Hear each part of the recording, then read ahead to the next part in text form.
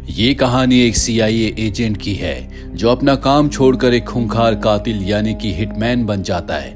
अब वो पैसों के लिए किसी भी इंसान को मार सकता है, लेकिन वो उन्हीं लोगों को मारता है जो कि क्रिमिनल्स हैं। Bollywood silver screen presenting the specialist. कहानी की शुरुआत में हमें रे और उसके साथी नेड को दिखाया जाता है जो CIA यानी कि सेंट्रल इंटेलिजेंस एजेंसी के लिए काम करते हैं। ये दोनों ब्लास्ट करने में एक्सपर्ट हैं। इन दोनों को एक मिशन मिलता है जिसमें इन्हें एक ड्रग डीलर को ब्लास्ट करना है जो बहुत जल्दी एक ब्रिज के ऊपर से गुजरने वाला है। ये उस ब्रिज पर एक्सप्लोसिव्स लगा देते हैं और उसका इंतजार करते हैं। रे दूरबीन से देख रहा होता है, तभी वो देखता है कि उस ड्रग डीलर की गाड़ी आ रही है, पर जब वो ध्यान से देखता है तो उसमें एक छोटी बच्ची भी होती है। रे नेड से कहता है कि हम इस ब्रिज को ब्लास्ट नहीं कर सकते, उस गाड़ी में एक छोटी बच्ची भी है। पर नेड कहता है कि उस ड्रग डीलर के साथ जो है वो सब मारे जाएंगे। रे उस बच्ची को नहीं मारना चाहता, इसीलिए वो कहता है कि हमें ब्लास्ट नहीं करना, पर नेड उसकी बात नहीं मानता। वो कहता है कि अगर तुम उन्हें बचाना चाहते हो तो तुम्हें ब्रिज पर जाकर खुद एक्सप्लोसिव्स को डिसमेंटल करना होगा। और अब रे ब्रिज की तरफ भागता है, पर इससे पहले कि वो एक्सप्लोसिव्स तक पहुंचता, वहां पर उस ड्रग डीलर की गाड़ी पहुंच जाती है जिससे एक ब्लास्ट होता है जिसमें वो उस बच्ची के साथ मारा जाता है। रे को अब गुस्सा आता है, वो नेड को बहुत बुरी तरह से पीटकर वहां से निकल जाता है। रे इसके बाद CIA को छोड़ देता है और मियामी चला जाता है जहां पर वो एक हिटमैन है। हिटमैन उसे कहा जाता है जो पैसों के लिए लोगों को मारता है। उस तक पहुंचना इतना आसान नहीं है। इंटरनेट पर उसकी एक ID है, उसी से उससे कांटेक्ट किया जा सकता है। किसी को भी मारने से पहले वो पूरी रिसर्च करता है। वो किसी बेकसूर बेगुनाह को नहीं मारना चाहता। अब रे से मे नाम की एक लड़की कांटेक्ट करती है और कहती है कि तुम्हें मेरे लिए 3 लोगों को मारना होगा, जिसके बदले मैं तुम्हें मुंह मांगे पैसे दूंगी। लेकिन रे सबसे पहले उसकी पूरी की पूरी इन्वेस्टिगेशन करता है और एक दिन वो मे से पूछता है कि तुम उन 3 लोगों को क्यों मरवाना चाहती हो। वो बताती है कि जब मैं बहुत छोटी थी तो थॉमस नाम का एक आदमी हमारे घर पर अपने 2 साथियों के साथ आया था। मेरी मॉम ने मुझे क्लोसेट के अंदर बंद कर दिया था। मैंने क्लोसेट के अंदर से देखा कि थॉमस ने अपने साथियों के साथ मिलकर मेरे बेगुनाह माँ बाप को मार दिया। तब से ही मैं उनसे बदला लेना चाहती हूँ। जब मुझे तुम्हारे बारे में पता चला तो मैंने तुमसे कांटेक्ट किया। मैं थॉमस और उसके साथियों को अपनी आंखों के सामने तड़प तड़प के मरते हुए देखना चाहती हूँ। वहीं हमें थॉमस को दिखाया जाता है जो अपने पिता के साथ होता है। थॉमस ने एक बहुत बड़ी पार्टी दी है जहां पर नेड भी है। दरअसल नेड अब थॉमस के लिए काम करता है। वो उसे खुफिया इंफॉर्मेशन ला कर देता है, साथ ही वो उसे कई बार मदद भी कर चुका है। हालांकि ये दोनों एक दूसरे को पसंद नहीं करते, लेकिन नेड ये काम पैसों के लिए करता है। इस पार्टी में मे भी आ जाती है। थॉमस उसे देखकर अट्रैक्ट हो जाता है। वो उसे डांस करने के लिए पूछता है। मे उसके साथ डांस करना शुरू कर देती है। दरअसल वो उसके बारे में और भी इंफॉर्मेशन चाहती है। थॉमस हमेशा अब मे के साथ रहता है। वो उसके और भी करीब जाना चाहता है। अगले दिन ये दोनों के दोनों एक रेस्टोरेंट में जाते हैं जहां पर थॉमस एक आदमी को बहुत बेरहमी से मारता है, जिस वजह से मे बाहर आ जाती है। बाहर हमें रे को दिखाया जाता है जो इन पर नजर रख रहा होता है। दरअसल मे को नहीं पता कि रे कैसा दिखता है, लेकिन रे उसे पहचानता है क्योंकि बहुत वक्त से वो उस पर नजर रख रहा है। और अब थॉमस भी बाहर आ जाता है जो मे को कहता है कि तुम बाहर क्यों आ गई। वो कहती है कि अंदर तुम जिस तरह से उस आदमी को मार रहे थे मैं सब कुछ नहीं देख सकती। थॉमस कहता है कि रात को हमें क्लब चलेंगे। रात को जब ये दोनों के दोनों क्लब में होते हैं तो वहां पर रे भी होता है। वो देखता है कि थॉमस मे के साथ जबरदस्ती क्लोज हो रहा होता है, जो देखकर उसे अच्छा नहीं लगता क्योंकि कहीं ना कहीं वो मे की तरफ अट्रैक्टेड होता है।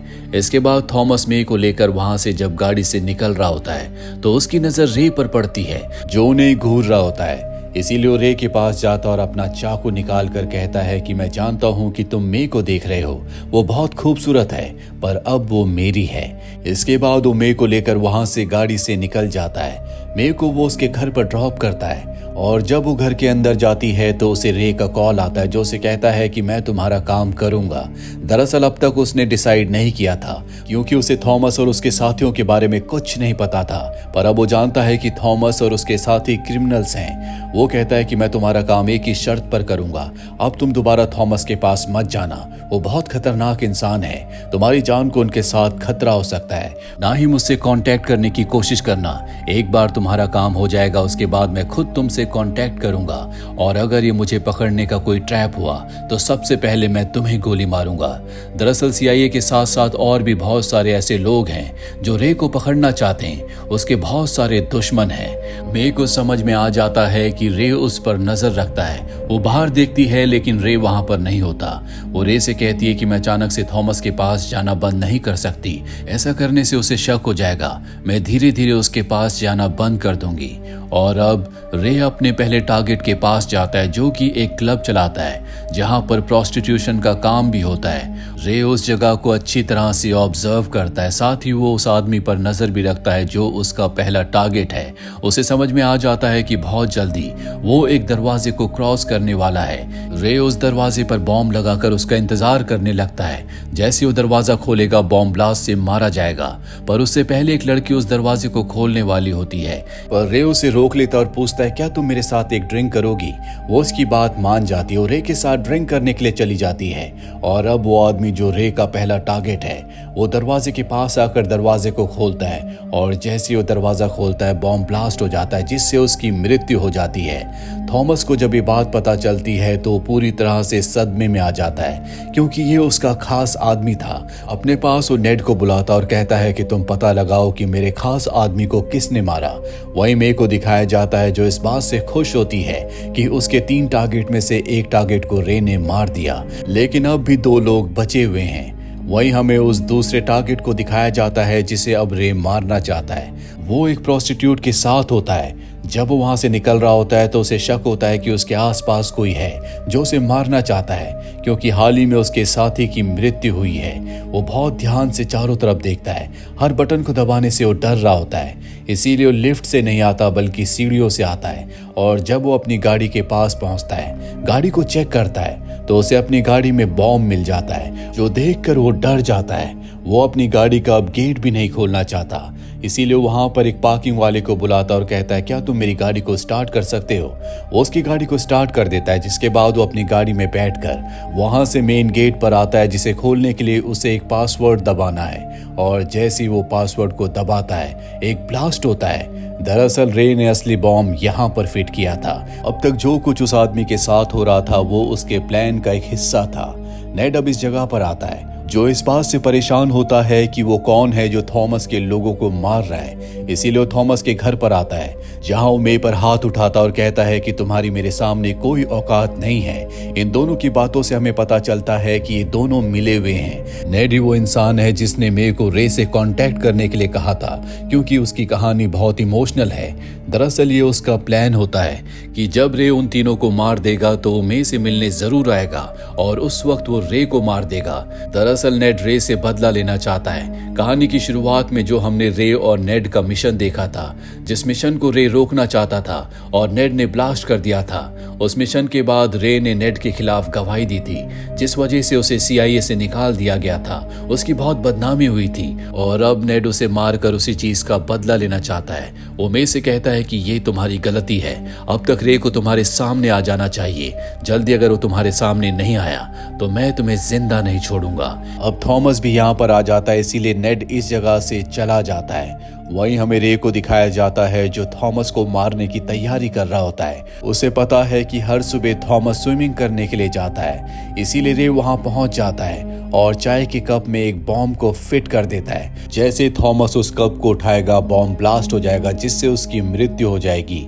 वेटर जब उसके कमरे में चाय ले जा रहा होता है तो रे बड़ी चालाकी से कप को बदल देता है, जिसके बाद वेटर उस ट्रे को थॉमस के कमरे में छोड़कर बाहर आ जाता है। तभी रे देखता है कि मे भी थॉमस के कमरे में गई है। वो उसे रोकने के लिए अंदर जाना चाहता है, पर तब तक कमरे के अंदर थॉमस कप को उठा देता है जिससे ब्लास्ट होता है। उस ब्लास्ट में उसकी मृत्यु हो जाती है।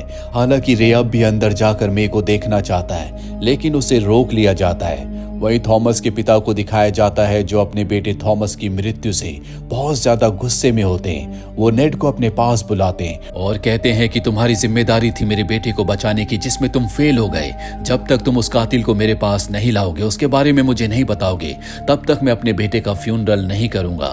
वहीं हमें रे को दिखाया जाता है जो बार बार मे के घर पर कॉल करता है लेकिन फोन कोई रिसीव नहीं करता। वहीं नेड को भी पता चल जाता है कि मे मारी गई है। उसे पता है कि रे उससे कांटेक्ट करने की कोशिश करेगा। अगले दिन रे जब मे को कॉल करता है तो उसके फोन को नेड ने अपने ऑफिस वाले फोन पर डाइवर्ट कर दिया होता है, इसीलिए वो फोन ऑफिस में रिसीव करते हैं, जहां पर रे एक लड़की से बात करता है। पर रे को बातों के दौरान पता चल जाता है कि नेड भी आसपास ही है, इसीलिए वो नेड को बहुत उल्टा सीधा कहता है, जिसके बाद नेड भी उससे बातें करता और कहता है कि तुम हमेशा मासूम लोगों को बचाना चाहते थे, लेकिन तुम्हारी वजह से मे की मृत्यु हो गई, तुम एक कातिल हो। दरअसल वो उसे अपनी बातों में फंसाकर उसकी लोकेशन का पता लगाना चाहता है, लेकिन रे उसकी चालाकी अच्छे से जानता है, इसीलिए उनके आने से पहले वो उस जगह से निकल जाता है। अगले दिन रे उस जगह जाता है जहां पर मे का फ्यूनरल होता है। अभी तक यहाँ पर कोई नहीं आया और अब वो उस कॉफिन के अंदर देखता है जिसके अंदर मे की डेड बॉडी होनी चाहिए, पर वहां पर मे की नहीं बल्कि एक बूढ़ी औरत की डेड बॉडी होती है, जिससे रे समझ जाता है कि वो अब भी जिंदा है। तभी यहाँ पर मे आती है। वो मे की तलाशी लेता है, उसके पास कोई भी हथियार नहीं होता, इसीलिए वो मे को अपने साथ यहाँ से लेकर निकल जाता है। नेड भी यहाँ पर पहुंचता है। वो देखता है कि कॉफिन में मे नहीं है। उसे भी समझ में आ जाता है कि मे ने उसे धोखा दिया है, वो अब भी जिंदा है।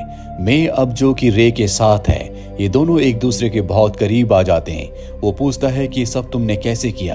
मे बताती है कि थॉमस के मरने से पहले मैं उसे बताना चाहती थी कि उसे किस बात की सजा मिली है जो मैंने किया, और उस जगह से निकलने से पहले मैंने अपनी आईडी एक बूढ़ी औरत की डेड बॉडी के पर्स में डाल दी ताकि पुलिस को ऐसा लगे कि मेरी मृत्यु हो चुकी है।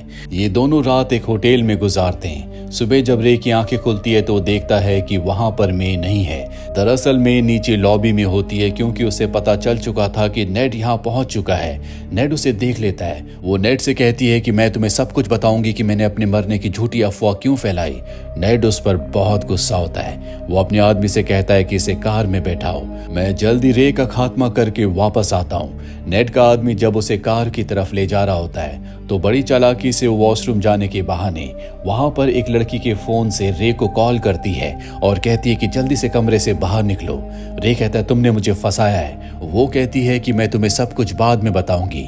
और अब रे को पता है कि नेड यहाँ पर आ रहा है, इसीलिए वो बहुत जगह पर बॉम्ब फिट कर देता है। नेड को ये बात पता होती है कि रे को पकड़ना इतना आसान नहीं है, उसने बॉम्ब फिट किए होंगे, इसीलिए वो अपने लोगों को पहले जाने के लिए कहता है और तभी बॉम्ब ब्लास्ट होते हैं, जिससे रे को यहाँ से भागने का मौका मिल जाता है। वहीं हमें नेड को दिखाया जाता है जो मे को लेकर थॉमस के पिता के पास जाता है और कहता है कि इस लड़की की वजह से तुम्हारे बेटे को मारा गया था।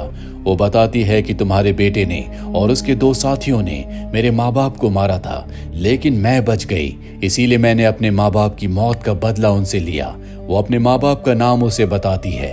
थॉमस के पिता कहते हैं कि तुम्हारे माँ बाप को मैं अच्छी तरह से जानता था और मेरे ऑर्डर पर मेरे बेटे ने और उसके साथियों ने तुम्हारे माँ बाप को मारा था, यानी कि उनका असली कातिल मैं हूँ। इसके बाद वो अपने लोगों से कहता है कि इसे भी इसके माँ बाप की तरह मार दिया जाए, पर नेड कहता है कि हम ऐसा नहीं कर सकते, इसके जरिए हम रे तक पहुंच सकते हैं। अगर इसे हमने मार दिया तो हम रे को कभी नहीं ढूंढ पाएंगे।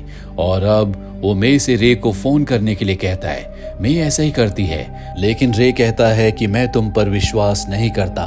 मे कहती है कि मैं तुम्हें बहुत सारी बातें बताना चाहती हूँ। रे उसकी बात मान जाता है। मे कहती है कि होटल से निकलने से पहले मैंने तुम्हारे लिए कमरे में एक नोट छोड़ा था, उसे कभी मत भूलना।